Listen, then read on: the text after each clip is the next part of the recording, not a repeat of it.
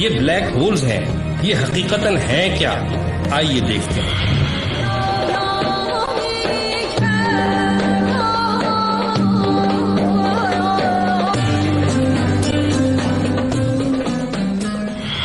سائنسی تحقیقات کے مطابق جب کوئی بہت بڑا ستارہ جس کو ریڈ جائنٹ کہتے ہیں اپنی طبعی عمر گزارنے کے بعد مرنے کے قریب ہوتا ہے تو جہاں ایک طرف اس کا حجم تیزی سے بڑھنا شروع ہو جاتا ہے تو وہیں اس کے اندر تہ بتہ مختلف عناصر پیدا ہونا شروع ہو جاتے ہیں، اور جب اس کے مرکز میں لوہا پیدا ہو جائے تو بس پھر یہ ایک عظیم دھماکے سے پھٹ کر کائنات میں بکھر جاتا ہے۔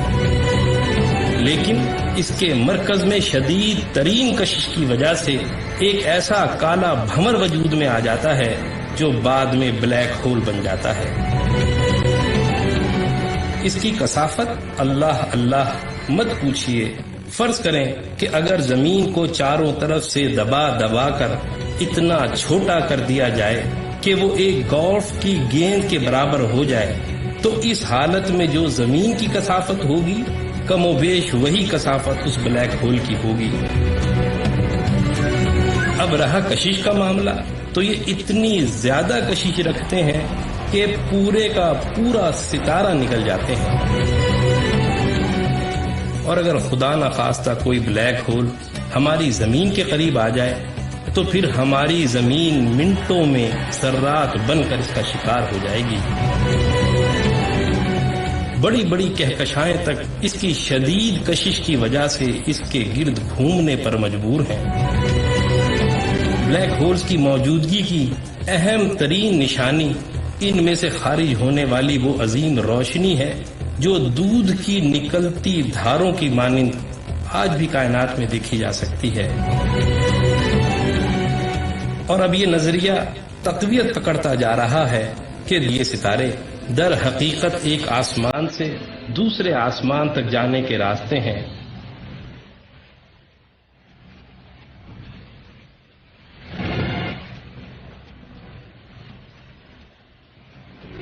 عربی میں راستے کو طریق کہتے ہیں، اور اسی طریق سے طارق نکلا ہے، اور اسی نام سے منسوب سورہ طارق میں یوں آیا ہے، آسمان اور طارق کی قسم۔ اور تمہیں کیا معلوم کہ طارق کیا ہے؟ یہ ستارہ ثاقب ہے۔ ثاقب عربی زبان میں آر پار سوراخ کو کہتے ہیں، اور دودھ کی دھار کی مانند روشنی کو بھی ثاقب کہتے ہیں، جو اندھیرے میں سوراخ کرتی دور تک نکل جاتی ہے۔ یعنی ان آیات میں اس ستارے کی دو خوبیاں بیان کی گئی ہیں۔ پہلی یہ کہ وہ طارق ہے، یعنی راستہ ہے، اور دوسری خوبی ثاقب ہونا ہے، یعنی یہ کہ وہ آر پار شگاف ہے جس سے دودھ کی دھار کی مانند روشنی خارج ہوتی ہے۔ اور یہ دونوں وہ اہم ترین خصوصیات ہیں جو دور جدید میں دریافت ہونے والے بلیک ہولز کا طرہ امتیاز ہیں۔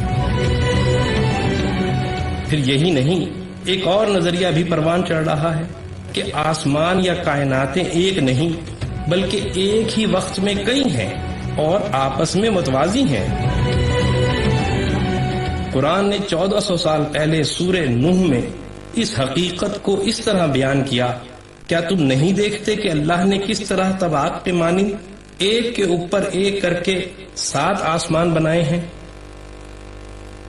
سائنس بھی یہی کہتی ہے کہ یہ بلیک ہولز تعداد میں کئی ہو سکتے ہیں، اور قرآن نے بھی سورہ مومنون میں اس نظریے کو حقیقت کی شکل میں اس طرح پیش کیا ہے کہ اور ہم نے تمہارے اوپر 7 راستے بنائے ہیں۔